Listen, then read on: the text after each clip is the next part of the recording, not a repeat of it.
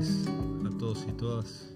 Semana larga, día largo, así que le pido que me corten cuando se cumpla mi tiempo. Porque este es un tema entre la coyuntura tan difícil y un tema que a mí me apasiona, que son los procesos tecnológicos, la administración de los procesos tecnológicos. Siento que podría hablar bastante tiempo, ¿no? Y para mí es un gusto estar acá con Nerio y estar acá en esta universidad, que creo que es un orgullo de todo el sistema universitario y que conduce una gran compañera como es Ana Jaramillo, que si estuviese en este momento nos estaría retando porque es una mesa masculina, ¿no? Entonces agradezco que no esté porque me estaría ligando un reto importante. Así que, pero bueno, mi abrazo para Ana, que es una hacedora, ¿no? Y hay pocas como ella, ¿no? Que soñaron esta universidad y uno lo recorre.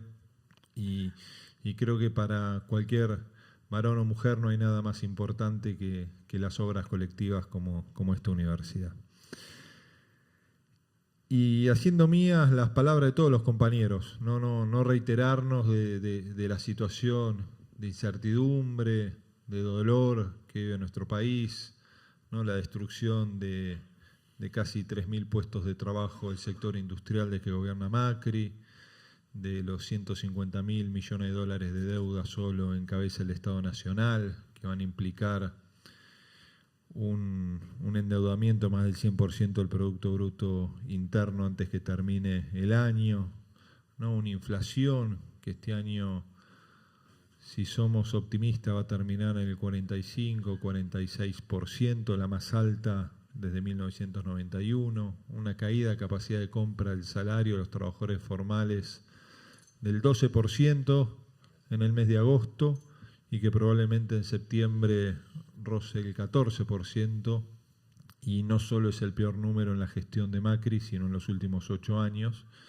¿No? Todos estos datos producidos por nuestra universidad, por nuestro centro CONICET, que ha sido creado no solo por LUMET y el CONICET, sino también por 50 organizaciones sindicales, porque nosotros creemos que la disputa está en el campo de las ideas, la disputa está en el campo de la cultura, la disputa está en la transformación del sentido común, ¿no? Que ha colonizado muchas veces nuestros propios pensamientos, ¿no? Y ahí el desafío que se nos presenta a los que estamos en esa mesa, a los que estamos aquí en este aula magna, es que nosotros somos la contracultura, ¿no? Y no solo la contracultura en nuestro país, sino que somos los que nos tenemos que enfrentar a una contracultura dominante, ¿no? Lo que fue en su momento el fin de la historia, que planteaban algunos, la victoria del capitalismo, del liberalismo, la ausencia de la tensión entre la libertad y la igualdad, ¿no? Que implicó deshacer el estado de bienestar en Europa e implicó el consenso de Washington en América Latina, que tuvo mucho de Washington y muy poco de consenso, y que llevó al transitar de nuestra América Latina, que también pudo resurgir, ¿no? Porque solo el pueblo salvará al pueblo, ¿no? Y se abrió en el nuevo siglo una etapa de profunda transformación. Y como siempre dice el Pepe Mujica, nuestras derrotas no son definitivas porque nuestras victorias tampoco lo son, ¿no? La disputa es cotidiana. La disputa, como dice él, es mejorar esa herencia colectiva que es la humanidad, ¿no? Y también se nos presenta en nuestras universidades formar profesionales, no para el mundo del trabajo cambiante, no a partir de estos procesos tecnológicos, sino formar ciudadanos comprometidos con el otro, ¿no? Comprometidos con la construcción de realidades culturales colectivas, ¿no? Y que no se transformen, como muchas veces uno observa en nuestras universidades populares, ¿no? Que parece ser que cuando uno asciende, ¿no? Con esa movilidad social, llega un momento que quizás fallamos nosotros como educadores, ¿no? Que nuestros estudiantes patean la escalera para que no suba nadie más. Entonces creo que ahí el desafío del campo popular en América Latina no solo es la ampliación de derechos civiles, sociales y económicos, sino es esa profunda transformación cultural que nos permita realmente generar un paradigma tan convocante como es el individualismo para el neoliberalismo, ¿no? Cómo construimos esa sociedad colectiva. Y quizás es ahí donde menos avanzamos.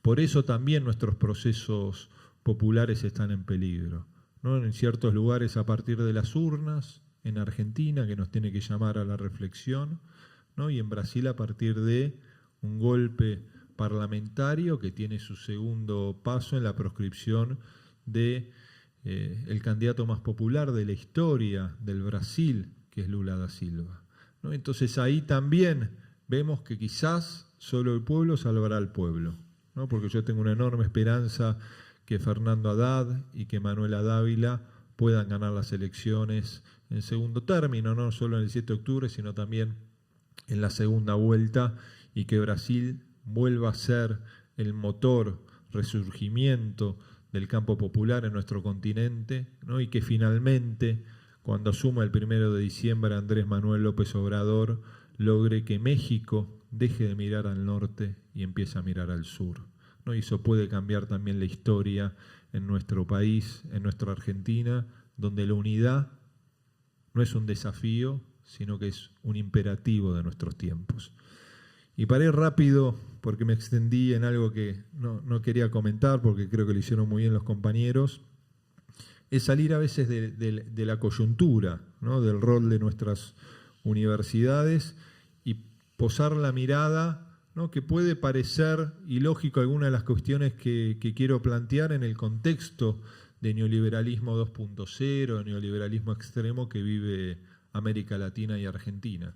Pero yo creo que el movimiento obrero, nuestras universidades, el campo popular, tiene que darse una profunda discusión y debate sobre los procesos tecnológicos, ¿no? Que no podemos ser ludistas que pretendamos prender fuego a las máquinas, pero que también no podemos dejar que los procesos tecnológicos los administre el mercado, porque cuando los administra el mercado terminan perdiendo los trabajadores, ¿no? Y que esta revolución tecnológica que vivimos, que siempre se asusta a la humanidad, que va a ser incapaz cada una de las revoluciones de crear empleo para suplantar el que se destruye, hasta ahora nunca ha ocurrido, ¿no? Y si leemos muchos libros, mucha literatura al respecto, dicen que quizás esta es la que eso va a ocurrir, como siempre se ha dicho a lo largo de la historia.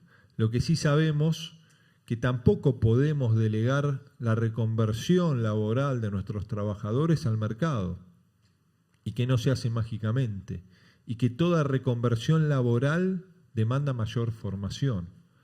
Y es ahí donde nosotros particularmente creemos que, como el movimiento obrero cumplió un rol central, ¿no? Al comienzo del siglo en la ampliación de derechos básicos, que hoy afortunadamente están naturalizados a partir de lo que han sido los procesos populares, y a pesar del avance del neoliberalismo y de la exclusión de derechos, yo creo que el movimiento obrero debe asumir ese rol central en la administración de esos procesos tecnológicos.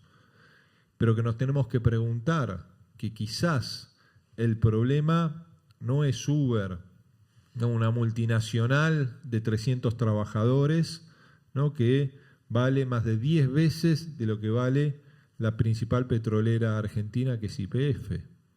No, claro que es un problema Uber, como es un problema Airbnb para Barcelona y para nuestra propia ciudad, ¿no? Pero quizás ahí donde tenemos que ponernos solo la mirada es en eso, sino también es en el proceso de automatización del manejo de los vehículos, que es algo indefectible que va a pasar en los próximos 15 años y que eso va a implicar la destrucción masiva de trabajo y de empleo. Ahora, nosotros como país periférico, ¿no? y mucho más en un contexto que atravesamos hoy, no de profundización de la integración para tener una voz en el contexto internacional, sino en un proceso que pretende abortar inclusive la UNASUR como una voz conjunta, porque no hemos transformado en territorio de disputa del G2, de la disputa entre China y Estados Unidos, que es lo que está pasando también hoy en América Latina, no solo en Argentina,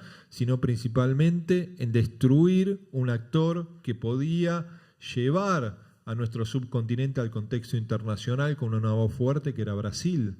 Hoy Brasil es un zombie que deambula sin destino, y hace 5 años no solo era parte del BRICS, sino se estaba animando a ejercer un liderazgo positivo con nuestros países para discutir la fotografía posterior a la Segunda Guerra Mundial, algo que no había ocurrido hasta el momento. Entonces, ¿a qué me refiero con esto que quiero decir?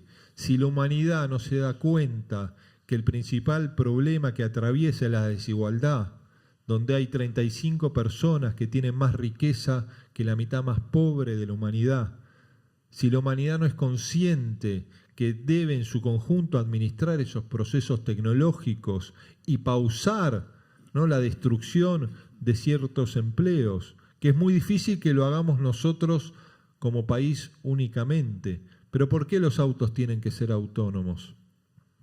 ¿Por qué no se puede establecer, ¿no?, esa discusión profunda hacia adentro también de nuestros propios países? Una cuestión que no es fácil de resolver. Yo lo conversé con el vicealcalde de Barcelona, ¿no?, un tucumano argentino radicado hace casi 20 años allá, ¿no?, que ellos están, ¿no?, lo que ellos denominan las ciudades rebeldes del sur de Europa, ¿no?, enfrentándose a toda esta economía colaborativa que se le decía, que hoy es una aspiradora de riqueza sin intermediación, ¿no?, de empresas que destruyen empleo y que precarizan el trabajo.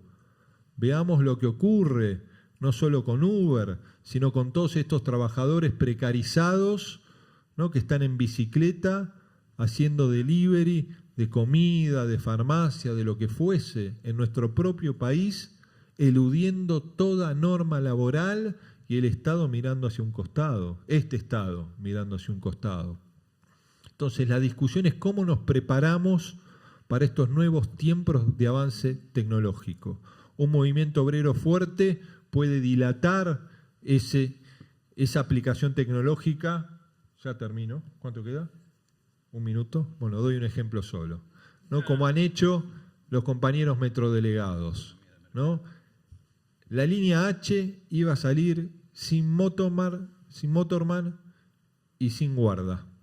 Movimiento obrero, los compañeros que, si saben luchar, son los metrodelegados, ¿no?, a pesar de Rodríguez Larreta y de sus socios, ¿no?, y lograron que la línea H salga con motorman y con de guardas.